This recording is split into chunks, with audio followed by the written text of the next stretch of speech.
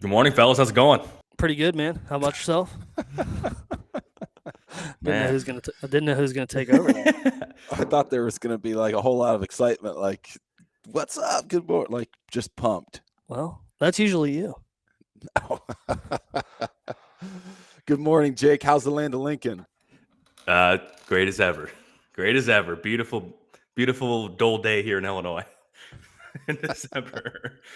Yeah. So year's wrapping up. And so we always like to do this episode. It's a lot of fun, and we're gonna kind of be bouncing around all over the place. But can you guys believe the year is over? I feel like it's kind of Groundhog's Day when I say cliche things like that, but it gets more meaning every time I say it. Man, it feels like it was November 1st, like 2 days ago. I mean, there's a point where I feel like August and September feels like an eternity ago. And then the rut was just like, I blinked my eyes and done, over, gone. November has just evaded us. Yeah. And I felt like December went even faster. And so I guess this dive into everything exciting throughout 2023 at Exodus was a really exciting year. And 2024 is going to be insane. And we'll tease some of the things that are coming down the pipeline with that. But this past year came out with the NIS Arrow. Cameron, not to spoil anything, but you ended up shooting a buck last night with the NIS Arrow. What had you most excited about dropping that new arrow shaft last year?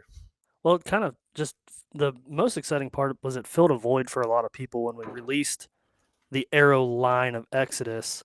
Everyone was like, "Well, so you release this arrow, but when's the 204 diameter shaft, or when are you going to release a smaller diameter shaft?" And that's kind of like what everyone was kind of hoping for. I think even the people that bought the MMT were hoping like, eventually I'm going to change to a smaller diameter shaft. So that was probably the most exciting thing about it, was having another offering to fit more people's needs or wants. And the way we designed that shaft was just kind of like against the grain a little bit, and it exceeded all of my expectations. The testing was phenomenal. The arrow has performed phenomenal, and yeah, I put it to the test last night, and 6-yard shot with a micro diameter shaft. Typically, your arrow's not even going to be recovered, and I got a perpendicular pass through that you hope to have at that distance. And so why would someone want a micro diameter shaft too? For someone that's listening, they're like, I don't know why I would want the MMT or I'd want the NIS. So, I mean, on the diameter shaft itself, there is the idea that a smaller diameter shaft is going to have less wind drift if you are a Western hunter or you shoot 3D or you want to up your distance a little bit. The smaller diameter shaft is the preferred shaft for that. And also the durability on a smaller diameter shaft is a little bit greater because you have a thicker wall inside the shaft, so you have a little bit longer lifespan out of that arrow, just the longevity of the arrow. And then it's just kind of the trend, honestly. A smaller diameter shaft is just kind of the trend, so that's kind of why it's in the lineup. The MMT is a great arrow itself. There is really no need for anything else, but if you do fit the bill of wanting a smaller diameter shaft, that is the arrow to go with. Yeah, and so we dropped that, and then obviously behind the scenes this past year, we've been working on a lot of really big things, which we can tease here later. But then the other thing, if you just spent all your Christmas money, you need some arrows. There's a chance we have some in the vault if they match your specs and what you need, and gobble those up, because a lot of that, we launched the vault, a lot of the stuff that we had in there got bought up quickly. So I know a lot of people are taking advantage of that. You can check it every so often, and we're updating that as we have more builds that we can put in there. So definitely excited about that. But we're hiring too, Chad. Who are we looking for? Man, we're looking for just good, hungry people, like solid individuals, guys who have a freaking positive attitude, can get here on time, and that have just like that want to prove something with tenacious worth ethic. And like, if you're one of those people, we'll find a spot for you. But really, looking into 2024 with everything that we have going on, We need arrow builders. We need customer service folks. And then we're also going to probably need some folks like in the fulfillment side of things. Like we've always done everything in the business kind of in-house, kind of top to bottom. Let's just, whether it's right or wrong, that's just been our mentality. If we can control it, we try to control it. And from my perspective, I'd rather employ somebody and try to give somebody an opportunity versus paying like a fulfillment center. Like I'd rather have that opportunity in these four walls than pay another company to do that. So long story short, we need customer service folks with some of the things that we have coming in 2024. That'll be the primary need as far as employment opportunities here. We need arrow builders. Geez, oh man, as Cameron mentioned, like the release of that 204 shaft. I don't know exactly what the metrics are, but the arrow side of the business grew this year, and it got to a point where, honestly, the labor was the hang up. Like, I think, was it August? I'll say August. From the end of July through the month of September, boy, we had our hands full. Like, I'm not sure we could have handled much more. There were times where I was building arrows, Cameron was building arrows. Like, not the greatest situation there, honestly. But we need arrow builders. And on the fulfillment side, we're gonna need some folks packaging and boxing up orders and getting that stuff out the door. Yeah, and so you can go to the website, Exodus, go to the bottom, employment opportunities. It's in the footer, and we have those different positions there, and send your resume to the email. So everything should be right there on the website to get a hold of us. So be sure to go do that. And if you're looking for a career change for the new year, something a little bit different, you're in Northeast Ohio or Pennsylvania, close by, definitely apply. So getting into 2023 deer season. And this is the hilarious thing about deer hunting. Cameron, if we would have recorded this yesterday, you would have had a lot different tone. And now today, it's gonna be like, this is the best season ever. I figured it out. But that's kind of, all joking aside, just kind of the fun thing about deer hunting of like, you can have everything figured out to what you think, like feel really confident you have things going, till like, I don't know if I'm ever gonna shoot a deer again in my life. So whoever wants to tackle this one, but what was the biggest hunting lesson you learned this past season? Go ahead, Chad. Yeah, I'll go. And this was something that I've learned or picked up on multiple years, right? But I think that from a scouting perspective, from a like setup perspective, we talk about terrain features and things that funnel deer and kind of force their movements in, or influence their movements in a certain way. And I'm talking about benches, steep terrain, could be swamps or standing bodies of water, rivers, whatever it is. I'm talking about those things that we think deer cannot navigate, right? And I'll go back a couple years ago where I was hunting hill country, and I was set up on, I'll say near a draw, okay? And it was steep enough, that drainage was steep enough where I did not think a buck could traverse it. Like, I've gone up that a couple times, used it for access because it was so steep, and it's a spot where you literally almost, if you're carrying a bow or carrying a stand or anything with you, like, you essentially need to get on all fours because it's that steep.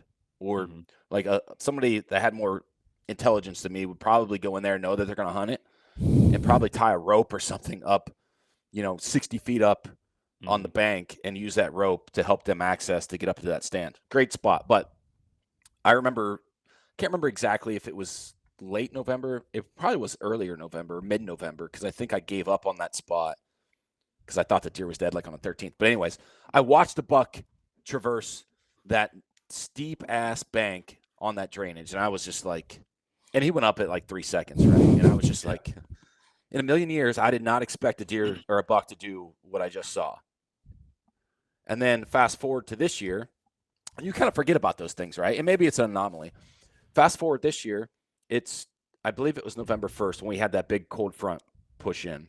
It was my first real sit after I'm not going to say a target deer, but deer that I was getting pictures of over the summer that I wanted to kill. It was like the one bigger deer that I was getting pictures of on public.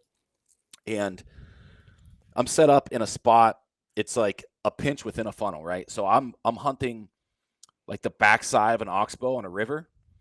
I have backwater behind me, and that entire pinch was maybe 85 to 100 yards wide. Okay, so I have I'm set up, and I have an oxbow, a swamp. There's a beaver dam or a creek coming out of the swamp that goes into the river, and I'm set up on a beaver dam right there. Behind me, I have that backwater. When the water levels come up, the back portion gets flooded, and then just beyond the backwater, there's an open ag field, like completely. There was corn and beans, but completely cut November 1st. Okay, and we have that front move in, so it's 20 some degrees, like high 20s, 27, 28, I think, just going off memory. We have a blanket of fresh snow, and I'm set up in that pinch on that backside of the oxbow with a deadfall or a blowdown in front of me. So I'm set up 35 yards from the riverbank, and I'm set up on this beaver dam where deer are going to cross this or use this funnel, and they're either going to walk around the root ball of that blowdown, and I have a 10-yard shot, or they're going to go around the deadfall, between the deadfall and the river at like 35 yards, right? So I get set up. I walk in there, and there's deer everywhere that morning. Walk in, and half hour after sunup. This is before the time change, so I'm thinking it's maybe like 8:30-ish, something like that. Maybe it was 8. I can't remember the exact time.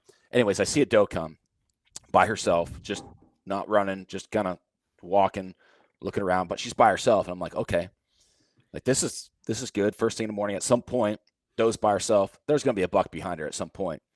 And I also thought in my mind, as this is happening, man, this is a great opportunity to see exactly where this deer is going to cross, and I'll get like a solid range. And of course, I'm in range and stuff, but I want to know where that deer is going to cross, and I'm assuming there's going to be a buck behind her at some point in the day with his nose to the ground, right? So as I'm grabbing my rangefinder to come back to watch this doe, she gets behind. There's one hickory tree like 20 yards away from me. The doe gets behind that hickory tree. Can't find her. So I'm like looking, kind of peeking around. And then all of a sudden I see the deer that I'm after 45, 50 yards away on the edge of the riverbank. And I'm like, holy shit. Like, this is going to happen. This is the first real sit of the season. I'm 45 minutes in. Like, I'm going to shoot this deer at 10 yards. So instantly I'm like, screw the rangefinder. I put my rangefinder down, go to pick my bow up. And as I turn around, I don't see the buck. And I'm like, what the hell just happened?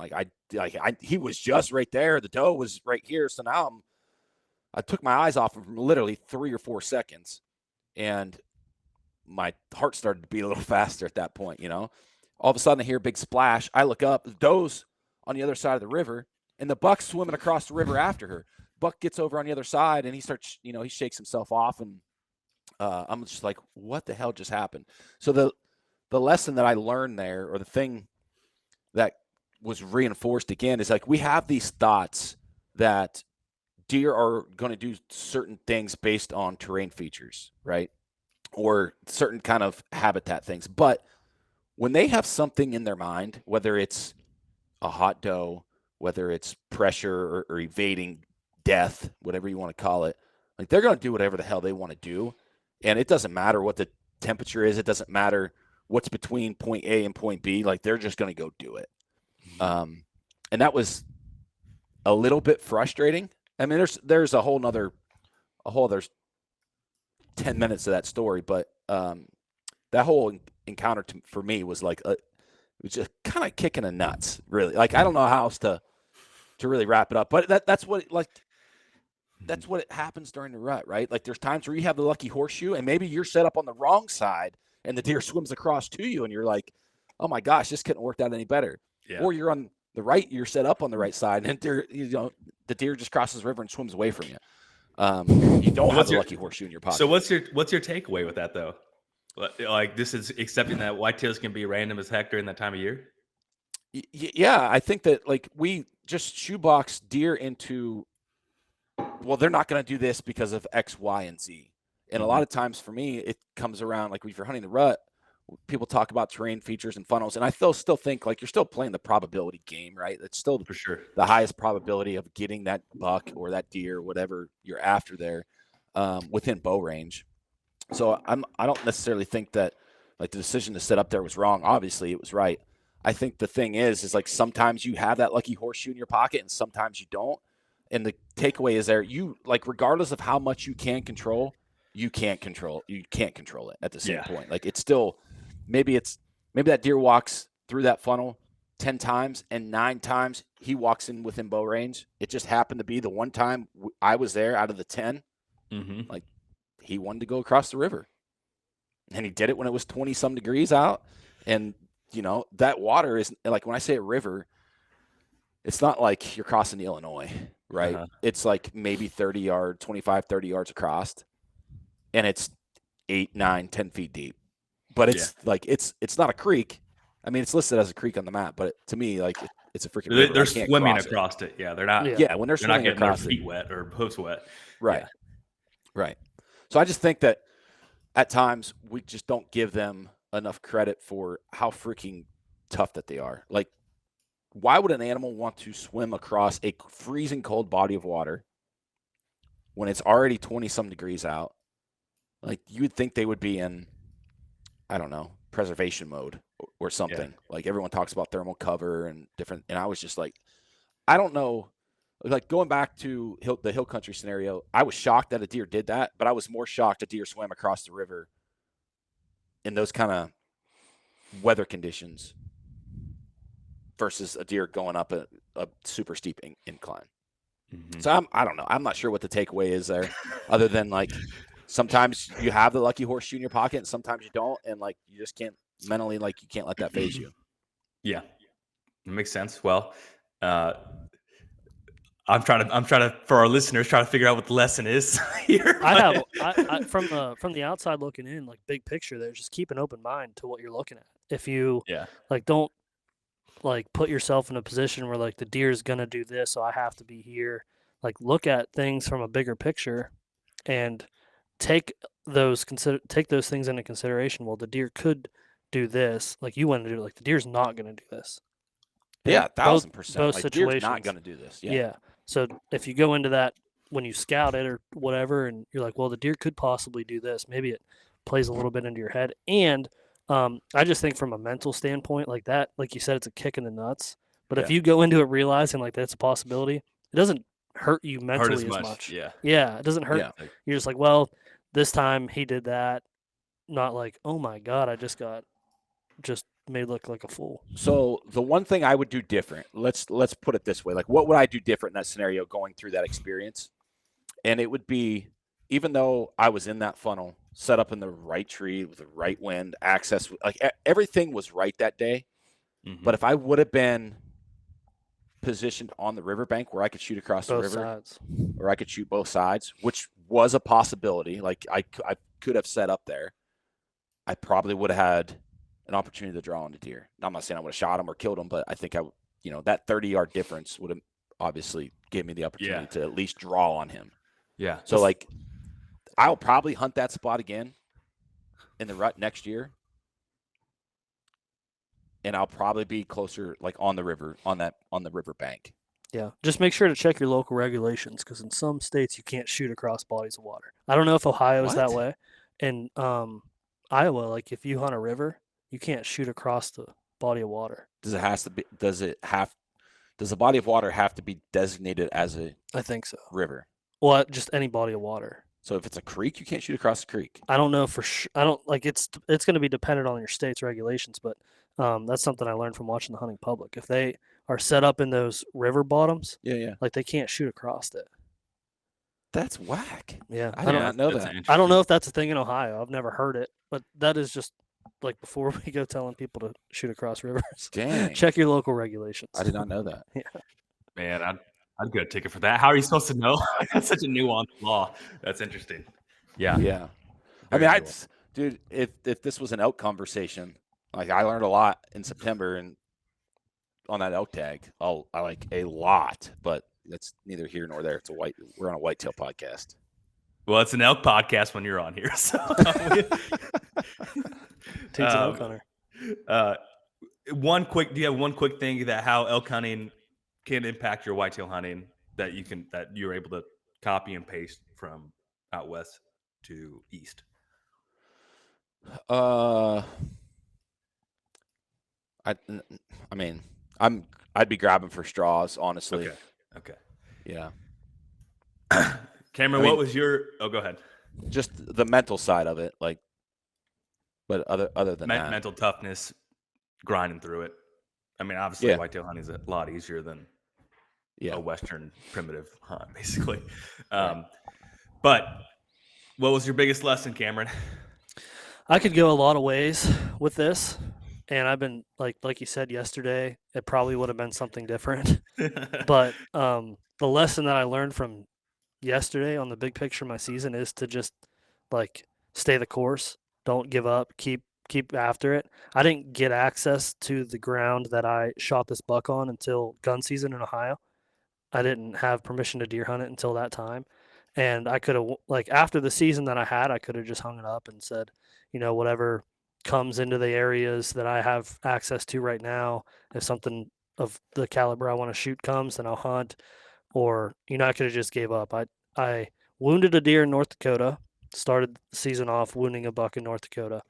In Ohio, October 8th, which was a really, really, really eye-opening experience. That whole hunt is I learned a lot from that hunt, and yesterday, that probably would have been the biggest lesson. But October 8th, 7th or 8th, one cold front October, I missed my target deer, and then spent 15 days in Kansas, never drew my bow back. It was a grueling, terrible season up until yesterday. And if I would have just gave up and said, you know what, I'll try again next year. I felt like I was almost to that point. That I would be telling a different lesson right now. But in long and short of it, was just stay mentally positive. If you have a goal in mind, keep after it, or you'll never accomplish it. Yeah, I think that's excellent. I think everyone gets to, maybe not to that extreme. I mean, everyone has hard seasons, and I think the majority of people kind of it is what it is. We'll try again next year. And so I credit you for sticking it out. And you called your shot there yesterday. You're going to go, this is the plan, and then get a picture later at night with you holding that deer. It was awesome to see. And I think rolling into my lesson would be almost identical to that. I think the biggest lesson is when you're hunting, hunt. You can't, you have to focus on what you're doing. You can't be answering emails. You can't be like, I have this, I need to do that, I need to go run there. I had the most fun hunting ever this season just because that's all I did.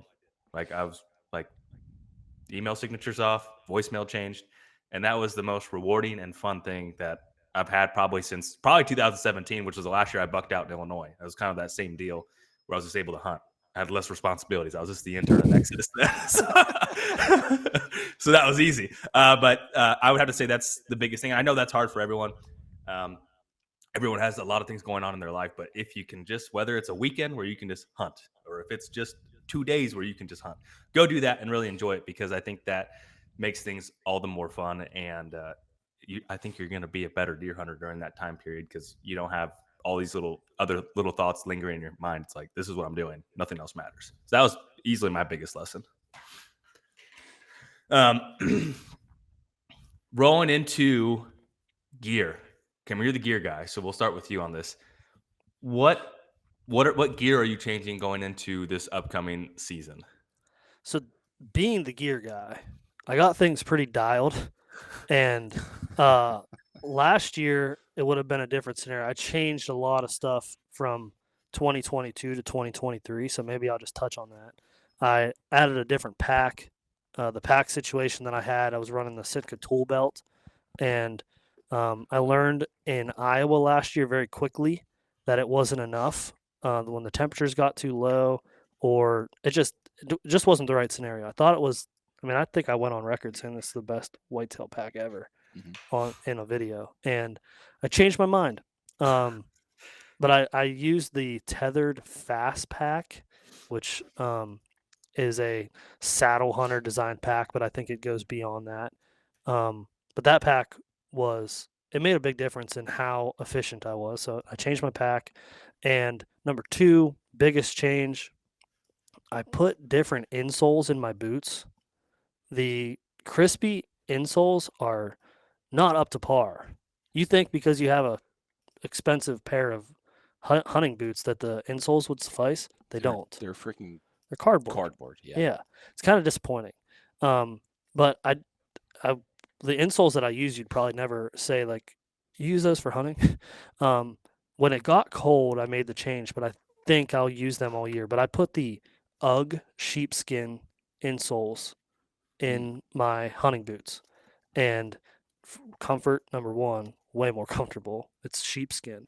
Number two, sheepskin's a moisture wicking material, so it kept my feet dry and kept my feet a lot warmer when it got cold. So I'm going to test that out for the warmer months. I don't know necessarily if that's the right move, but I learned that from Alex Comstock hunting. He hunts in like extreme temperatures in the north, and that's the change he made. So I wore uninsulated crispy boots all year. Had them on yesterday. It was 20 degrees, and that made a big difference. And then the third change I made was my climbing sticks. I added the Latitude speed sticks. Really, really solid sticks. With the aider that they have that goes in conjunction with them, 3 sticks and 2 aiders on each one. Money setup. You guys are both running those, aren't you? Yeah. Yeah. Yeah. So I just Googled the UGG insole. Those actually have like fur, if you will. Yeah. No? Yeah. Okay. That's interesting. Made a That's big pretty difference. cool. And Yeah. speaking on keeping your feet warm or keeping your body warm in the late, I mean, it's December right now.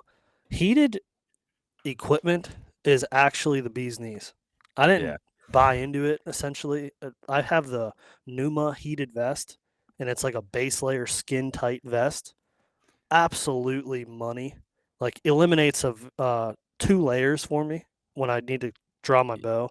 And then heated socks. Oh yeah. Dude, legit. Let's talk about that just for a minute, because last winter, late last season, I'm going to say post holidays, I bought heated socks and a heated vest. Did not use them until this year. Now, I bought the Amazon specials, right? Total pieces of garbage. Like just honest, like straight up. Just even the socks?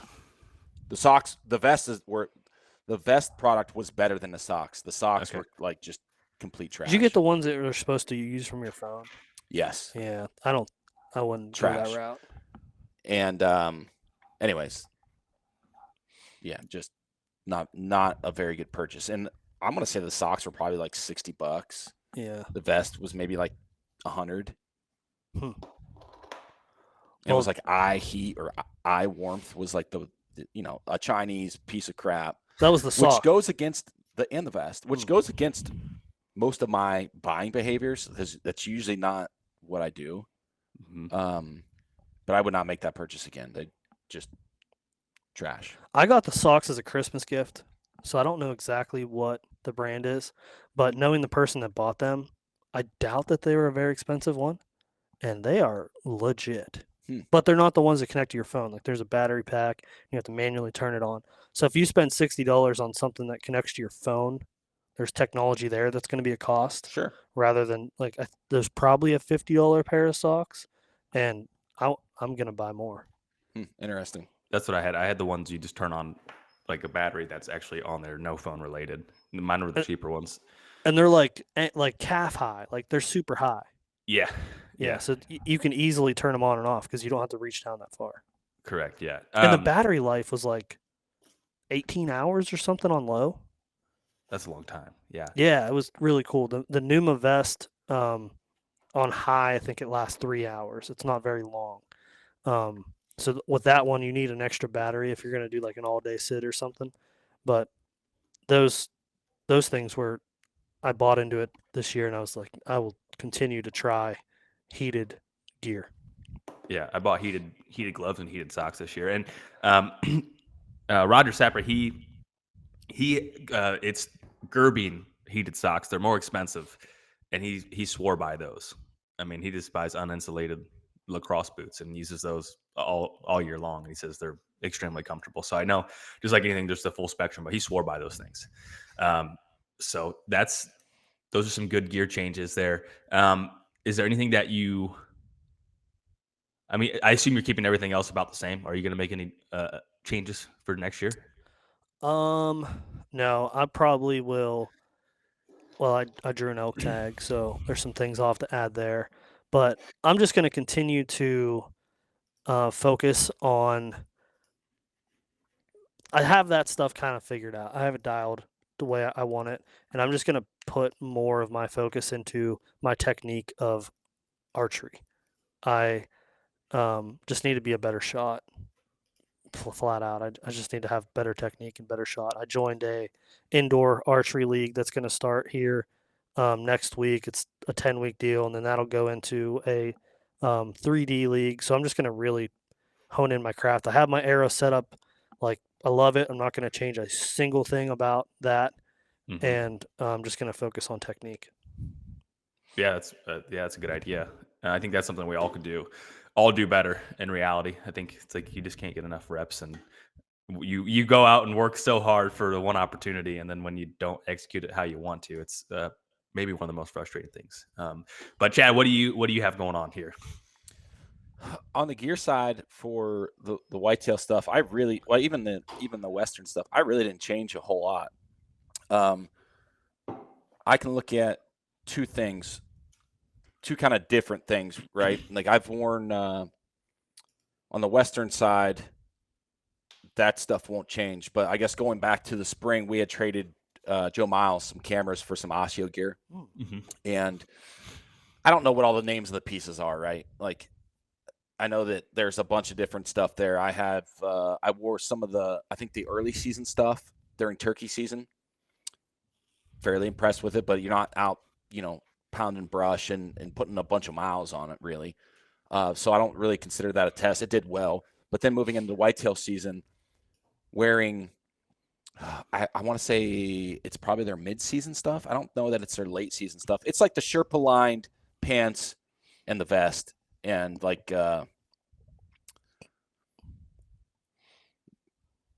fleece backed pullover with the hood and the face mask thing. Mm-hmm. The gear is the pieces are very similar to what the Sitka pieces are, like the whitetail lineup and I don't know the terminology of the names. It'd be the equivalent, like the fleece you're talking about, would be like the equivalent to the Fanatic hoodie. Mm-hmm. Yes, there you go. Generally speaking, fit, functionality, that stuff did really, really, really well for me. It was well made, fit well, functionality was really good. And I'm not going to say it's as nice as KUIU or Sitka because I think it's probably just a step below that, but the price point is reflective of that. Yeah. Like, and Joe's like an incredible individual. Like, there's not a whole lot of other business owners in this space that I think very highly of on a personal level, but Joe is just flat out an outstanding individual, and I have zero problems supporting Osseo and their endeavor and what they're doing, because I think that Joe's running a class act business over there. So it's been cool to see them blow up. I mean, there's a lot of Osseo harvest pictures that I saw this fall. I mean, like year over year, you can just see that brand gain traction, which is really cool. And I know they work really hard to do that. Yeah, they added some base layers this year, and I had those on yesterday when it was cold, and the base layers are really solid too.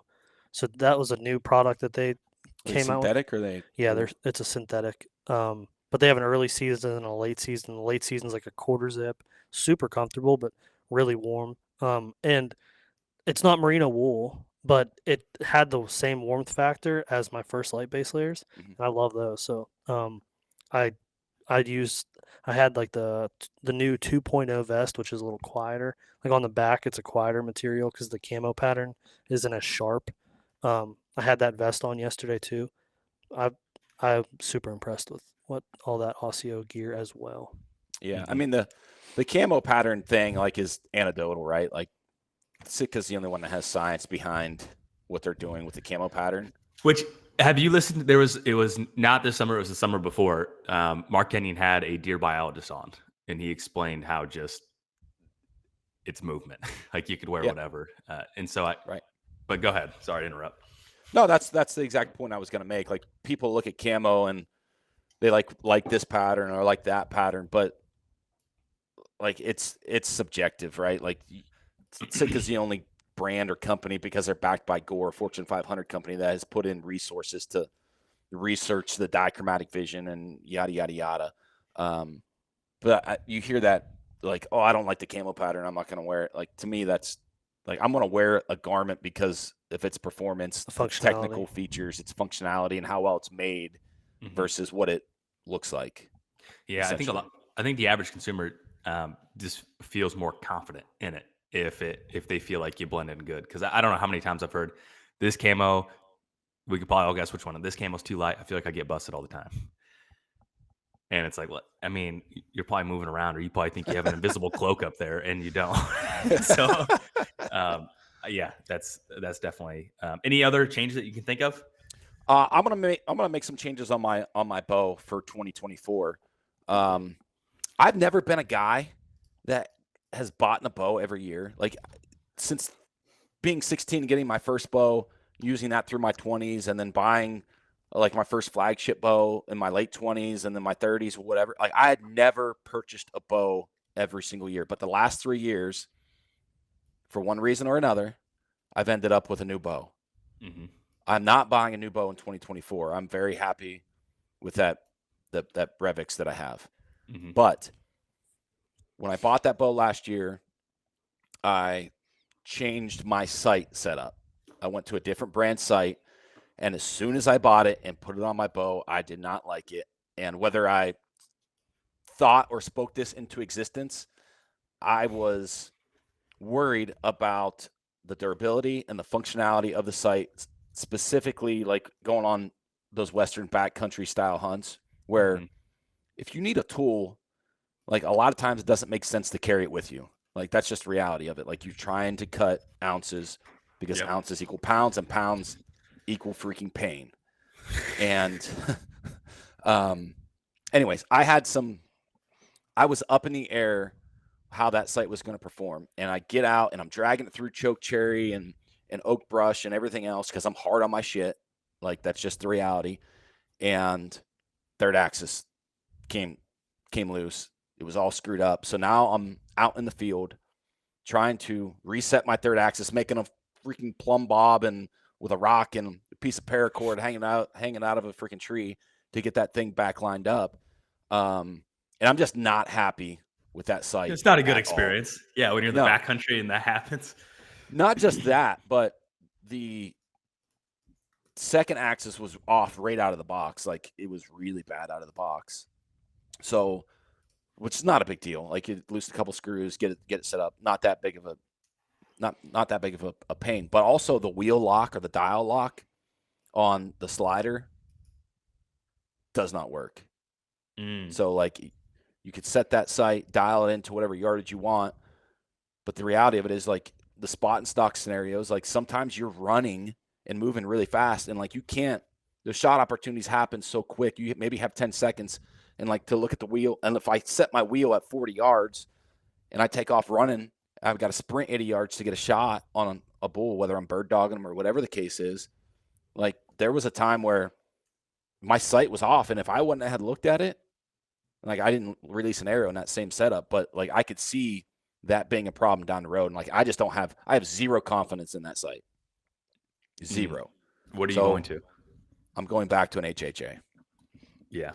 I've shot it for 2 different HHA sites for over a decade. Never had any issues with them. So I'm going back to an HHA in 2024. Mm-hmm. Yeah. That was one of my changes. I went to I've always shot an HHA and I went with the HHA Tetra. I really like that sight and I like that it has 2 pins. Do I ever even really use the second pin on it? No, but I can remember 2 distinct opportunities where you draw back on a buck and it goes a little bit further. And like, if you know you're at 20, you know your second pin's 35. in that scenario, obviously it didn't happen since I used that, but like, okay, 35, boom. Or you can use the pin gap on that. So that's kind of a cool thing. I don't know how often it is, but if anything, it's peace of mind with the HHA Tetra. And then as far as other changes, I used the saddle more than ever this year, and I used the Latitude sticks. I love those things. I've used all different types of sticks, and I like that they're made in the U.S. Kind of the same deal. It's like you know who you're supporting, and they're super super light. It's like anyone that like came through the house and like you gotta check these sticks out, and everyone's like, "Oh my god, I can't believe how light this thing is." And they're like, "Is this thing like I don't understand?" It's like it bit down extremely good. There was never a point where it would kick out. I had some really old Lone Wolf mini sticks with am steel. Those things would kick out all of the time, and then you're like, you have your lineman's belt, you're climbing down, and you're like doing one of these and kicking your legs, trying to get it. It was a mess, and I didn't have that happen a single time with the Latitude stick. So I really like those. And um, outside of hunting gear, I used a drill for the first time. Used my own tractor for at the farm. So like a lot of that was different type of gear to implement a lot of different things. So that was really fun. And the drill's the way to go. I know there's a lot of debates on people just like to work fresh dirt. With how dry it was, like plots turned out excellent. It was way faster, very efficient. And that was fun. So I got to play a little bit of farmer, and anyone that has done that just knows how fun that is and how therapeutic it is. So those are some of the bigger gear changes. Big changes. Those are big changes. Yeah, that wasn't on my radar. I bought a tractor this year too to do the same thing. And you love it, right? Oh, dude, it's there's something very satisfying about. I didn't do a no-till. I plowed and disked, and like going from a plowed field to a disked field and then to a planted field, you're like, man, how cool is that? So yeah, that was really neat, and I already have plans for next year to make it better. Yeah, that's one of those things. It's there's like buying seasons. It's like okay, and it's like I'm thinking, well, I have a brush hog now, but it's a pain in the butt to hook up. It's got a big old hole missing on the top of it. You know, it was a cheap brush hog. It's like it'd be nice to have a little bit different one, but yeah, regardless, you can make whatever you have work, and I think that's the fun thing of that. But yeah, that was the first year I've ever had equipment in order to actually use a drill. It's like one of those things of when you're doing it one way, you're like, man, it would be so much nicer to do it this way, and that was really cool and fun. I'm trying to think here. Those are probably the biggest changes that I can think of gear. And going into 2024, I really don't have too many changes I can think of that I would really change at this point. I'm pretty much have what I need. I'm sure I rely on Cameron to tell me what's worth buying because you do all the research on it. That's where you're like the investigator. Yeah, he's the gear guy. So until Cameron says there's something good, I'll just wait. Okay, so changing gears here a little bit. Anything else on the gear side of things? Nope. Okay, so this one, we usually recap this. We should just make an Exodus Award show is what we should do. We should just take ownership of that. They don't have the Golden Moose anymore. We should just make a award show, but we're going to do a very condensed version of that. What was your favorite piece of content in 2023? Okay, I'll go. I have two, I guess, like from an early. If you would have asked me this question like 2 weeks ago, it would have been a different answer. Right now, Whitetail Adrenaline Uncuffed. I knew that was coming. Yeah, I knew that was coming. Just got it in the mail a couple days ago. Started watching it. It's a 15-hour whitetail hunting movie, and it's nuts. it's insane. It is the piece of content of the year. And if your answer's different, you're probably wrong. And if you would ask me before I received that, the Grit series from Latitude. I was going to say that, yeah. Yeah, really like that. Really enjoyed that. Yeah. Chad, what do you have? Or did you consume a piece of content this year? I really did not consume very much hunting content. It's probably a Jocko podcast. I can't even say that. Yeah, like it's not. There's nothing hunting related. Like I have listened to a handful of podcasts. Honestly, like the most beneficial content that I listened to in 2023 hunting related was probably using the Elk Nut app. And he's an elk hunter. Well, just trying to learn like the different vocalizations and what the meaning behind them is to be able to diagnose and recognize different situations, which going back into elk season was like one of the things that I did not do a very good job of. But after each encounter, each scenario that kind of happened, dude, I'm taking notes on my phone. And I think like I don't do that in the whitetail woods. So going back to like the question, if there's any crossover that could make me, anything a crossover from elk hunting that would make me a better whitetail hunter is like after you have those encounters or have those screw ups, like, yes, you think about it, but like in the elk woods, I felt like there was so much for me to learn because I didn't start doing it until my late 30s, right? And I'm trying to expedite that learning process. I'm taking notes, like thinking about it, I'm talking about it, and I'm writing the stuff down on my phone so I can go back and look at, hey, I heard a bugle with a chuckle. When I closed the distance, I heard panning and glunking. Like, what does that mean? So I don't have to think about it the next time I encounter it. Like, that's where I was trying to get at.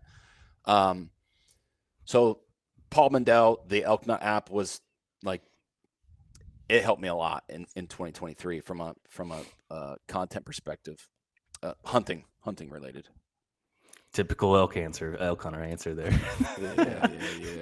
Yeah. Talking about taking notes on your phone, that was something I did different this year. I took a picture every single time I was hunting, and then so I knew where I was at, and then it's geotagged, and then I could pull up and then make notes underneath the picture of the wind was this, I saw this setup needs this, and any other notes there. So that way, because a lot of times too, like with the historical data and things like, where did I hunt last year on November 3rd? Was it good? Was it bad? What was the wind? What was going on in that area? If I hunted there, there was a reason I hunted there. What was that reason? And I think that's just a little bit easier to keep track of that. And my handwriting has always been horrendous. I'm not a journal guy. So it's like, as you're putting a plan or you're driving somewhere, you can pull up, go back, and like, what did I do this last year? So that was something I did differently this year. Yeah, I got kind of so, that.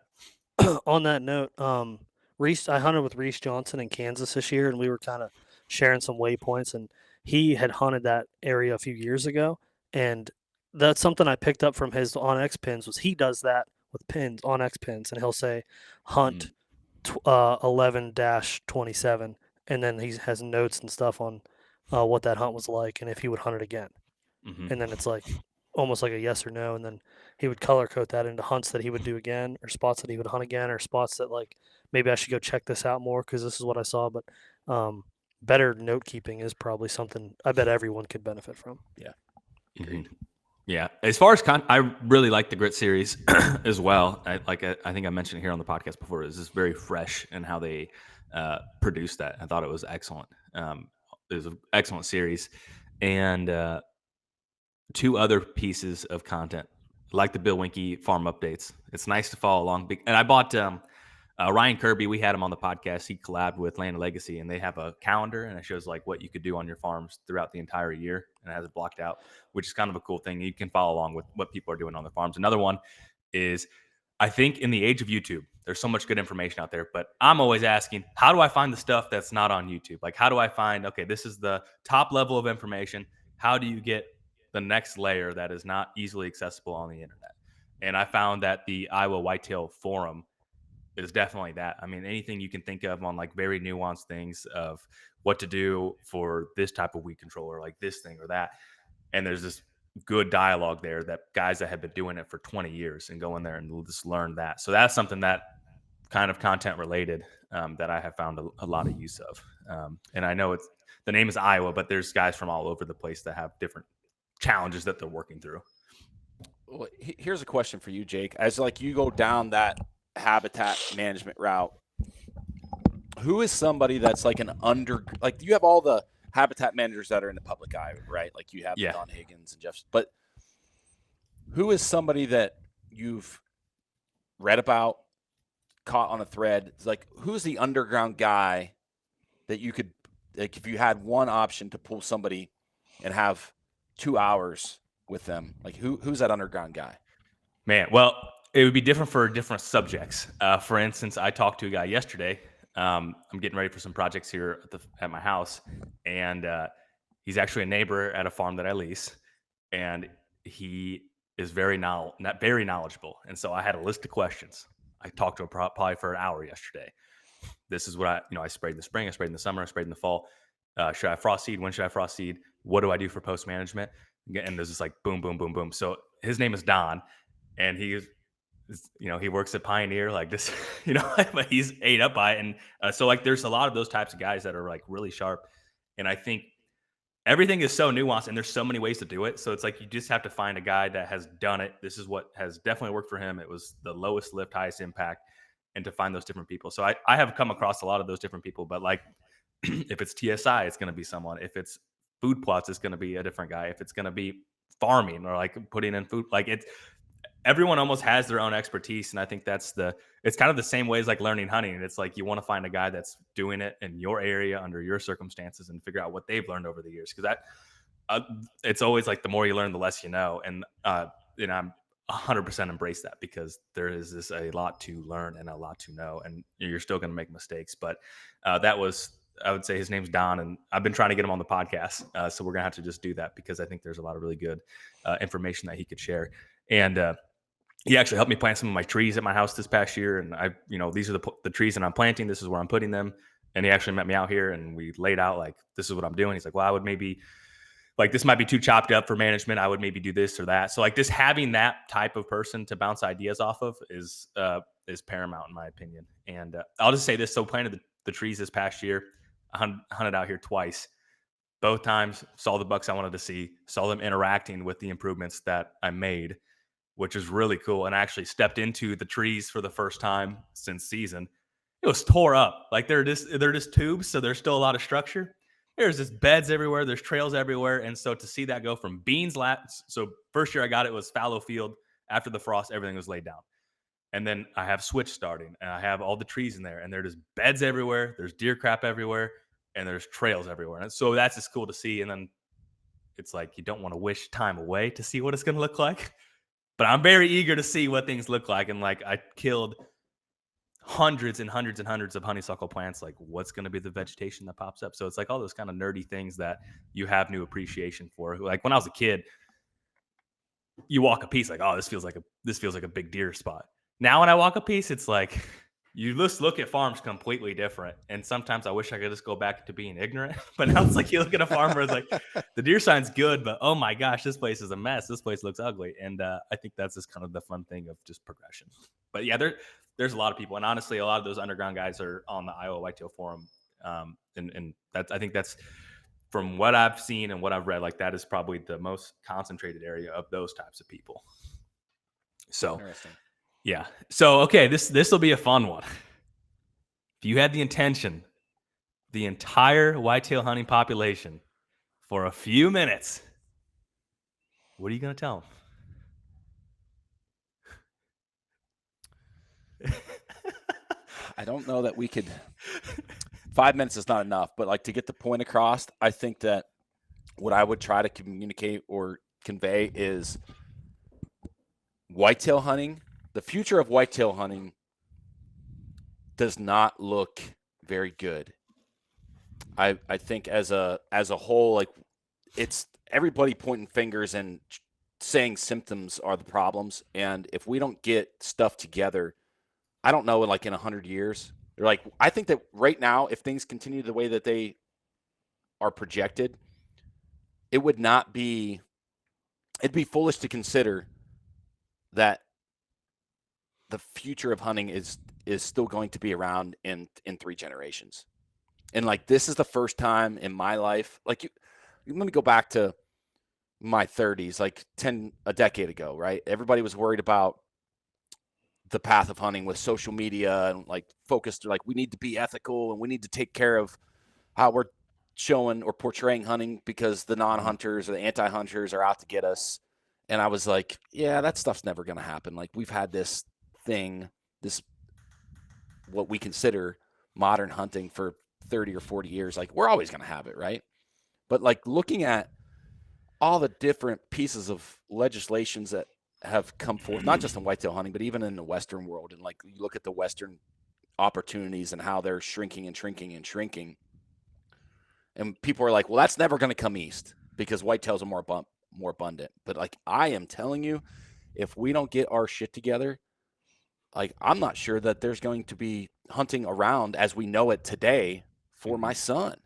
And like, man, that's something that like, I'm really, really starting to think hard about. Like, what is the actual problem? And like, how do we solve it? And I'm not sure that we can solve it because I think it's a people problem. And like, I don't know really like what I'm trying to say is, but like if we all don't take a serious look at what the hell's going on, we're going to be in trouble in 30 years from now. And I don't know what the answer is, but like we need to be thinking about it. So you're, to summarize that, concerned about the future, but not sure what the solution is at this time? Yeah. Yeah. Okay. Cameron, what are you going to tell the world of every single whitetail deer hunter right now is listening? Mine's not as glum. Mine's a little more positive. But so just hunt for yourself. I mean, I feel like I have this message every year for people because I feel like I fell victim to some of it early on in my younger days. But if you feel people are putting pressure on you outside of yourself, get rid of it and hunt for yourself and just keep the fun of it. Because if what Chad is saying, like if his concerns are fast forwarded and that happens sooner, and in our lifespan we don't see hunting as it is today, just enjoy it while you have it. And I just think I thought maybe the social media pressure or whatever you want to call it would like die down. I thought it would, like, people would maybe it wouldn't be a thing anymore. But it seems like there's more and more banter or pressure put on people, or like the feeling that I need to do this a certain way, or I need to use certain things, or I have to shoot a certain deer. I've had conversations with like neighbors that have just gotten to know me, and now they're trying to shoot a bigger deer because I'm in the neighborhood. Or Kayla, my fiance, like I feel like I've ruined hunting for her because of the pressure that I put on myself or the way that I look at hunting. And everyone is at a different spot in their journey with hunting, and I just would not accept any pressure from anyone else other than yourself. Just hunt for yourself, hunt for the right reasons, hunt for why you want to hunt. And if anyone has a problem with what you're doing, screw them. Mm-hmm. Yeah, I think I would agree with that consensus. But the one like behavioral thing that I think that happens a lot of times is like someone, like they shoot something that maybe they're not happy with, but then they're happy. And I hate to see that, where it's like, and the best way to describe this is, they shoot a deer, for example, and they're like half-ass happy. They're really not, but they got the deer. Maybe they got excited, and then there's ground shrinkage or whatever the case may be. I hate that. I hate that for the animal, and I think that's the importance of. I mean, I know a lot of like the guys that hunt a lot and don't kill a deer. It's like it probably wasn't for lack of opportunity. It's like they stuck to whatever goal they had. And I don't look at anyone less. Period. Whether they do I don't look at anyone less or more. It's like, oh, so and so only shot this type of deer. So like, maybe he passed a 160-inch 4-year-old that he didn't want to shoot, and this was an old coal buck. Like that's not anything less. Like, and so I think that's Exactly. where people have to stop comparing, or even just like let people do their own thing. To your point, so I would agree with that. And I would agree with Chad on. I've been saying this for a while. Like for where I'm at in Illinois, I could just see the progression of what waterfowl hunting was like when my grandpa was alive, and like what that was during that period. And it's like you had access everywhere, and it's shrunk. And then it's like you had to be a member at somewhere to shoot some ducks. Like today, if you wanted to shoot ducks, like you pretty much have to be a member to have a good hunt. And so I wonder if that is what the future of whitetail hunting is. And then it's like you look at people who get upset or frustrated, like no matter where you're at in the country, like my circumstances probably aren't going to change, or like no matter what my effort is, it's not going to get to where I want. So like this is an internal thing. So then what do? You pack your bags, you move to Iowa, or you move to Kansas. Okay, well, that's a limited resource too. So how long can those two states shoulder the entire country to preserve what we knew whitetail hunting was growing up? And that's something I'm super aware of. And I don't know what the answer is either. I think it's probably just more states managing better, in my opinion, for age class, because I think that's the majority of what people who spend a lot of money in hunting and are buying properties and buying a lot of gear and buying whatever else that keeps the industry moving are guys that want to kill mature deer. So it's like if it's the follow the money deal, like or follow the money, then wouldn't that be kind of the logical thing to potentially consider? That's my take. Yeah, it's a super complex It's super common. issue. And it's not just, the thing is, it's not just one thing. And that's where the division comes in, because everybody starts pointing a finger at other people, Oh yeah, right? yeah. And that's, again, like we probably need to do a whole internal podcast when we collect notes and collect thoughts, because we had a internal conversation yesterday during a 9:00 meeting about a crossbow debate. And it's like, just your stance is different than mine, and I respect your stance, but it's still a heated conversation, right? Because everyone has their own idea of what the issue at hand is, and they also have a very subjective opinion on what the solution for that is. Because the reality of it is, hunting big deer, like, I think there's a jealousy factor there, and I think that's where some of the problems lie. Like, people get jealous when other people are killing big deer because for whatever reason they think that's their deer, or they claim it, or whatever the case is, and that's where the finger pointing starts happening. And it's just not a good situation like, it's just not a good situation at all. It is tough because you just have two complete ends of the spectrum. You have a guy that went out, worked really hard, made some money, bought a farm, maybe has a big farm, whatever the case may be. And then you have the weekend warrior who's a local and he can only hunt the weekends. And then he, like, the guy that shoots the big deer because he spent a bunch of money and a lot of time, a lot of effort. And then you have the guy like, well, I can't do that. And then he gets mad because this guy doesn't have as much time and resource. So it is very dynamic with how it goes. It is. And there's a lack of vision for the big picture, right? Because the solutions are all very selfish. It's what is best for me to kill big deer, because the big deer thing, like, regardless of, I don't care what anybody says. And like, I'm going to say this, and it's probably going to offend some people, but for a lot of folks, killing big deer is a dick measuring contest. And like, that's where we're at as a whole in a big picture. That's not the way I am. It's not the way, I know that's not the way you are, Jake. I know that's not the way Cameron is. But as a whole, when you start looking at what hunting is, like, people want to kill big deer because they want to say they've killed big deer. And like, some of it is an ego thing. Like, that's just, I think that's almost a progression though, too, because I know there's guys that would post every deer they kill on social. Now you do not know what they kill. And for whatever reason that choice is. But I mean, on like, my perspective is, I help a neighbor plant a food plot. Like, help them plant a food plot. I've told my other neighbors, like, hey, I don't care who ends up killing a mature deer, but let's just all work together to get a mature deer to hunt. Like, I truly would be happy for you, but like, if this is all what we want to do, we all have to work together. And so I think it's, there's this, and then I have a lot of neighbors. Anomaly. You're the anomaly there. Like, we can look at our little circle and even bring in like the next layer. So guys that are in our individual circles and bring them in. Like, when someone else kills a deer, and maybe this is just kind of my personality. Like, when I kill something, I'm happy for like 2 minutes, like, goal accomplished. I celebrate, soak that experience in a little bit, and then I'm kind of non-emotional about it.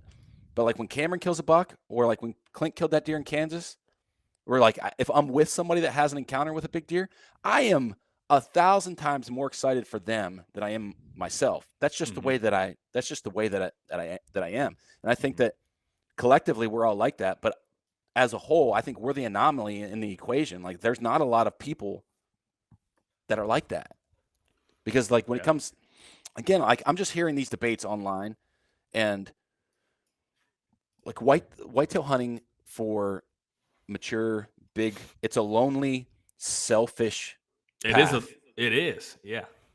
And everybody kind of does it for kind of their own reason, and the lack of respect that folks have, whether it's the right reason or the wrong reason, as a whole, is what's getting us into these finger pointing situations. Like, I don't know what the solution is, because it's a people problem. Yeah. Well, I think in anything, it's a conversation that's being had much more often than even 3 or 4 years ago, which tells me that the problem's only multiplying. Yeah. And so I think, it's very dynamic. It's like, if you could have, it's tough. There's just a disconnect, and there's a lot of different goals across the board. And I think that's what makes it most challenging. But yeah, you're right. But I also think that that's almost like a progression too. Cause like, I have a bunch of neighbors just by default. And it's like, I have some neighbors that I would say have the same ideology as me. Like, if they could kill a deer, I'd be really happy for them. Vice versa, they'd be happy for me. And then like, you have some neighbors where it's like pulling teeth, whether it's right or wrong. And it's like, you treat all those people the exact same and like try to have the same form of relationship, but you're to your point, like some people have their guard up or whatever the case may be. So I think, yeah, it's a very interesting and tough challenge. But I hope we figure it out, whatever that is, because I think like if there was a frustration meter for whitetail hunters, it's going. It's about to start redlining. That's what it feels like right now, and I don't think that's a good thing. So, but yeah, anything else you guys can think of on that front, or anything else to kind of recap the year? Not for me. No, not to recap. Well, let's tease some stuff. If someone made it this far, let's give them some nuggets about what the heck's going on here internally at Exodus and what is even right around the corner. Usually we tease stuff too early, so let's be very methodical here. But we have some stuff like right around the corner, just whoop, next month. Yeah. All right, methodical here. So we have a new camera release January 10th. January 10th on the connective device side. And stop me like at any point in time, or like go into more detail if you want to go into more detail. But we have a new camera coming January 10th. We have another new camera coming January 25th. We have a third new camera coming later in the summer of 2024-ish. Yeah, this is where we get ourselves in trouble sometimes. We have a new solar panel product coming sometime in the spring, early summer-ish.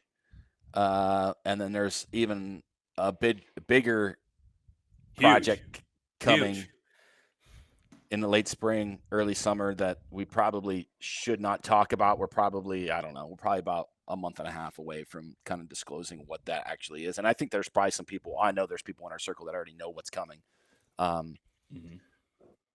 We have a new arrow shaft that we're going to be testing, next 60 days? Yeah. I should be testing that throughout some of those indoor leagues and stuff. So shooting some other animals that we can shoot with them. But yeah, that'll be probably a release in late summer. Yeah. So I don't like going back to the 8-9 years of the history of the business. We've never had this much going on at kind of one time and released this many products in a 6 or 8 month span ever. Ever. No. And I don't know that we ever will again. Like, to be honest. Yeah. Absolutely. And I think for those January releases, you guys were really, I think everyone listening will really like both of those. I would say one of them is something that we've talked about and teased for a while, and I really think people are going to love that camera. And then the other one is going to be very exciting and an improvement from what we already have is kind of the best way to say that. And I would say this too, in terms of gear changes. I used the Rival a ton this year. I ran a mass fleet of them, and absolutely excellent. Obviously, coming from me, it's probably not worth that much. People are going to say, of course, it was great. But when my season was on the line, I had full trust in the Exodus Rival, and I really think those pictures are great. Not to get on a sidebar, but I know there's always the debate, black flash, red flash. Man, I really don't. If you're a black flash guy, I get it. But I wouldn't use the red flash if I thought it made that big of an impact. Just to be transparent, I really don't think it made that big of an impact by any means. The best way to do that would be to put a black flash camera on the backside of the red flash camera and see how the deer interact on video. I didn't necessarily do that, but there's this perception that it's going to scare deer. What do you guys think? Go ahead. Yeah, and that's coming from a guy in the Midwest. I would say how Iowa deer behave, it's going to be a little bit different than how Michigan deer are going to behave. So I'll give that nuance. Yeah, no, I agree with that statement as well.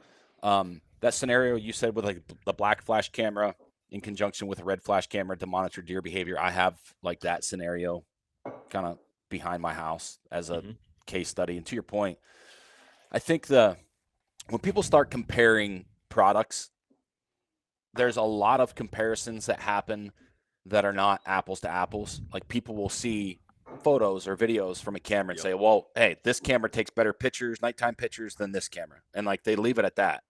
They're not looking at what specifications are built in what camera. And I think that's just based on their own consumer behavior, right? But to your point about the flash thing, red flash cameras, low glow cameras, anything that's using 850 nanometers, like the lower that wavelength, the better the nighttime images are going to be. And there's some nuances of that with the image sensor and the pixel size and yada, yada, yada, the micron size of the pixels. But generally speaking, I don't think the flash, going from no glow cameras, black flash cameras to like the low glow cameras that are running at 850 nanometers, I have not seen a drastic impact in how deer interact with those devices. I haven't seen specific individual bucks like just jump out of their skin because of it. Have I seen deer notice a camera, look at a camera? Sure, 1,000%. I think that's happened with black flash cameras to the same extent. If you're not careful with where you're placing them and how you're setting them up, essentially. And I'll say that the deer that I've had notice cameras, they're typically on a corn pile or on a feeder or something where I'm trying to basically test the product or get pictures or, do something, content, whatever the case is. I see more interaction in those types of scenarios than having them in a bedding area or out on a piece of public on a trail or a scrape, etc. I don't think it makes that big of a difference. And if it gives folks better image quality, and I think that's the path to go. Yeah, I would agree. The pros outweigh the cons. For me, the majority of all of our trail camera photos come at night, and if you have a black flash camera that the set is not right, which a I've lot seen of people, this with, a lot of people don't know what is a right set. Yeah, I've seen it. Like I ran a render in a food plot this year that was a black flash camera, and there were some pictures where the deer would be a little bit further away, and I can't make it out. You put a rival in that situation that can emit some light and capture a better image. Now you know what the deer is, and that could be the difference of knowing that buck's still around or whatever. So for me, I think the pros outweigh the cons. Yeah, absolutely. Well, we're going to be at Harrisburg for I don't know how many years we've been there, but we're going to be the same exact spot, booth 927 in the archery hall. And we're going to have, if you want to pre-order some of these products, I'm sure we'll have that ability to do that there. Or if you want to buy some of those products, they're going to be there. If you want to see these arrows in person, I mean, I get some people like to see and touch things before they buy it. And Harrisburg's going to be the place to do it. And it's also just great to see all of the customers that you see year over year that stop by the booth, whether they scoop something up or they just tell us how their season went. Genuinely enjoy that. And I really look forward to that. Are you guys pumped for Harrisburg as well? Oh yeah, I love that show. I really do. It's one of my favorite things we do. Just getting to, I'm excited this year. Kind of having my hand more on the arrow side is for how many people to come up and tell us like, hey, look at this buck we shot with your arrows. I mean, just on the customer service end, like the texts that we get that are like, hey, check out this buck that we shot with the MMTs or the NIS. We had that some at Harrisburg last year, and it was so cool. And I know that's going to grow this year. Oh yeah, and that's going to be really awesome. It's interesting to see. Like we've been in the camera game for whatever 8 or 9 years, and there's way more cameras that we've sold in people's hands than arrows. Like if you break down that customer demographic, obviously way more cameras out there. And to a certain point, the cameras have a bigger impact of getting them in a place where they have those encounters and opportunities. But we get a way bigger response from arrow customers elated by the performance of the product because it's the physical thing that's causing the damage to kill the deer versus the scouting tools. And it's just interesting to see the feedback that rolls in. I would say it's probably like 6-1 as far as like us getting a text message or an email saying, hey, this camera helped me pattern this deer versus I shot this arrow and it smoked this whatever buck or whatever doe or whatever the case is. It's just interesting how people's opinions and thoughts on those products are. Yeah. So I would agree with that. And we're going to be there. So be sure to stop by, tell us how your season went. And I hope everyone had an excellent 2023. I hope everyone's excited for a awesome 2024. Anything else? I do have one thing to add. We did release a Whitetail Cribs season this year, and it's not something we talk that much about. And I'm still seeing like messages fluttering in about like, will you guys still be doing Whitetail Cribs? What's going on with Whitetail Cribs? There are 5 new episodes on the channel from this year, and they're Episodes. bangers. Like you got John Dudley on that list, you got Tony Peterson on that list, and they're really great episodes. So if you guys are not aware that there were some new ones, go check those out, and there will be some more to come. Yeah, absolutely. All right. Well, I hope you guys have a good rest of your day. Good 2024. And anyone listening, hopefully we'll see you at Harrisburg.